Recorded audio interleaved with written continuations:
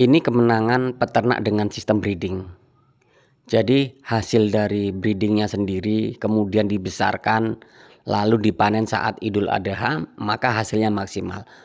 Per ekor bisa mencapai di harga 2.500.000 sampai 2.750.000. Itu jika jantan. Jika betina dengan usia seperti ini 1 tahun atau 1,5 tahun ini sudah beranak lagi, maka kalian harus breeding karena breeding keuntungannya lebih besar dan lebih memuaskan.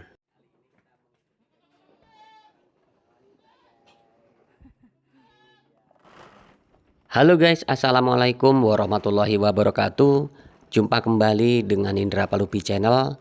Kali ini kita akan membahas tentang keuntungan dan kekurangannya breeding.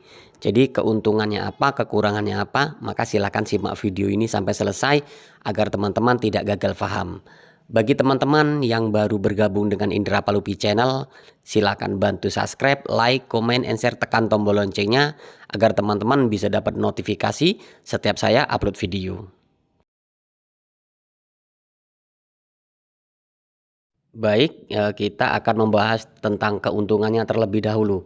Jadi keuntungan peternakan dengan sistem breeding adalah cukup membeli bibitan 1 kali, kita bisa pelihara selamanya, panen selamanya, menikmati selamanya, tidak pernah beli bibit. Kemudian kita bisa melakukan penggemukan dari hasil breedingan tersebut tanpa membeli bibitan penggemukan, karena yang kita breeding sudah mencukupi untuk kebutuhan penggemukan kita. Dan inilah istimewanya breeding.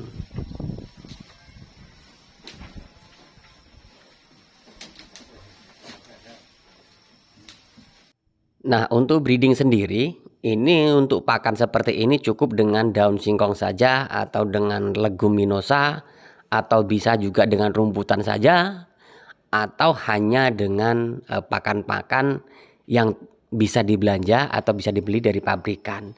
Yang pada dasarnya breeding adalah bisa memakan dengan metode pakan apa saja. Nah, itu teman-teman kemudahan breeding.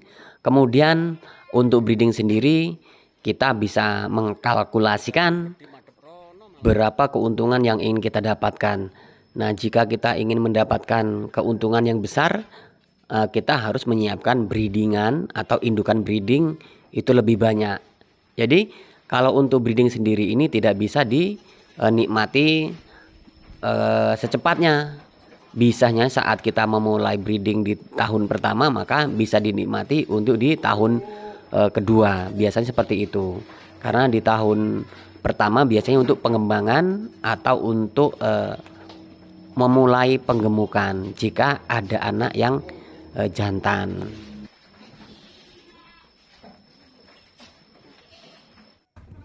Lalu jika kita melakukan peternakan breeding dengan jenis kambing etawa atau peranakan etawa ini alias PE, itu beda lagi teman-teman. Karena di jantannya ini tidak akan mungkin dilakukan penggemukan. Karena untuk kambing PE sendiri ini masih terbilang kambing mahal ya, walaupun kelas ekonomisan. Nah, kalau kambing PE seperti ini anakannya saja usia 2 bulan ini bisa terjual 1 juta atau 1,5 juta untuk jantannya. Nah, jadi untuk teman-teman sebaiknya memang memulai peternakan dengan berbreeding karena potensi keuntungannya lebih besar. Kemudian kita kembali bicarakan tentang breeding. Nah, itu tadi keunggulan peternakan dengan sistem breeding, yaitu cukup membeli bibitan 1 kali, kemudian kita bisa melakukan penggemukan tanpa membeli bibitan dari pasar atau dari bakul-bakul terdekat.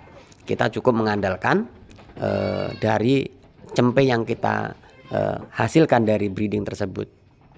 Tetapi kelemahannya breeding ada. Breeding ini cukup banyak memakan pakan ya. Karena betina itu kebutuhan pakannya sangat banyak. Karena pertama dia menyusui, kedua memang kalau kambing betina ini tidak ada kenyangnya. Jadi begitu dia lapar sedikit dia harus makan. Ini kelemahannya. Jadi Yang kedua adalah resikonya breeding apabila pakan tidak tercukupi nutrisi dan mineralnya ataupun kebutuhan yang lain, itu saat melahirkan cembenya mati.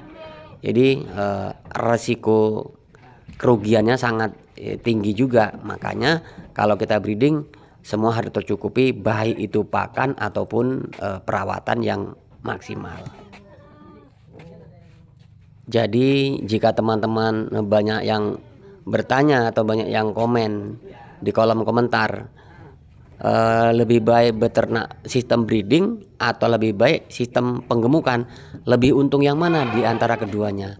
Maka kalau sama-sama modalnya banyak, keilmuannya sama, kemudian untuk stok pakan yang tersedia, di tahun pertama breeding kalah. Nah, tapi di tahun kedua, nah inilah setarnya breeding, karena di tahun kedua ini breeding tidak akan terkalahkan dengan keuntungannya.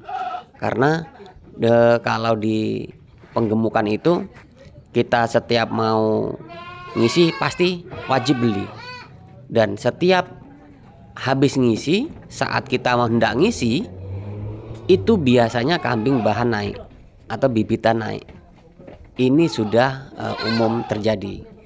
Makanya peternak yang cerdas, peternak yang pintar itu usahakan breeding untuk persiapan kebutuhan penggemukan kita. Nah, ini yang sering dilakukan oleh peternak-peternak senior atau farm-farm yang besar, kandang-kandang yang besar. Karena kalau kita melakukan penggemukan lalu tidak memiliki kambing breeding, kita akan dikendalikan oleh harga pasar. Jadi sebaiknya kitalah yang mengendalikan harga pasar dengan cara tidak membeli bibitan tapi menjual hasil panen. Nah, ini yang dinamakan peternak cerdas. Nah, untuk teman-teman, ini bisa dilakukan, ini bisa berhasil manakala teman-teman sudah memiliki indukan yang banyak, minimal 30 sampai 40 ekor. Di tahun kedua teman-teman bisa menjalankan atau menikmati hasil dari ternak breeding tersebut. Nah, untuk teman-teman, yang perlu diketahui adalah saat kita breeding ataupun kita fattening, itu faktor utama adalah pakan. Nah, untuk pakan sendiri ini dengan populasi yang banyak atau populasi besar, jadi teman-teman memang harus dipersiapkan untuk bank pakan. Kalau tidak memiliki bank pakan, setidaknya teman-teman memang sudah memiliki stok pakan yang cukup. Karena apabila teman-teman sudah memiliki kambing breeding, peternakan breeding, kemudian teman-teman memutuskan untuk tidak menjual anakannya di usia lepas sapi, kemudian dibesarkan seperti ini, maka teman-teman memiliki dua sistem, yaitu breeding dan fattening, breeding dan penggemukan. Nah, kalau teman-teman ini sudah memiliki keduanya, maka stok yang harus dipersiapkan adalah 2 kali lipatnya. Jangan sampai breedingnya telat, kemudian jangan sampai fatteningnya atau penggemukannya telat pakan. Karena di saat telat pakan nanti pertumbuhan kambing seperti ini akan terhambat. Dan maksimalnya seperti ini, teman-teman bisa pelihara itu dengan pakan full selama 1 tahun, maka teman-teman akan merasakan keuntungan yang cukup lah, yang memuaskan. Walaupun hanya full daun singkong ya, walaupun hanya full daun singkong gitu. Karena peternakan ini pun tidak ada tambahan lain selain daun singkong. Jadi teman-teman silakan praktekkan ya. Jangan beli bibit untuk jantanan dijadikan penggemukan, karena akan teman-teman rasakan kenaikan bibitan yang semakin hari atau semakin tahun semakin meningkat. Dan solusinya adalah breeding. Nah, jadi teman-teman di sini adalah poinnya, untung mana breeding dan fattening. Jadi keuntungannya itu lebih besar di breeding, tapi mulai tahun kedua. Di tahun pertama breeding belum mendapatkan hasil. Begitu teman-teman ya. Dan untuk peternakan itu tidak harus memaksakan diri teman-teman. Teman-teman bisa mengukur kekuatan perekonomian kita. Jadi kita bisa mengatur seberapa yang akan kita pelihara, baik itu untuk pemula ataupun senior, bahkan untuk laki-laki ataupun wanita. Nah, untuk wanita seperti ini pun mampu merawat atau mengurus kambing sebanyak 300 ekor tapi hanya untuk perawatan saja. Nah itu teman-teman, jadi kita bisa menentukan seberapa yang harus kita pelihara, kemudian seberapa pula modal yang harus kita perlukan.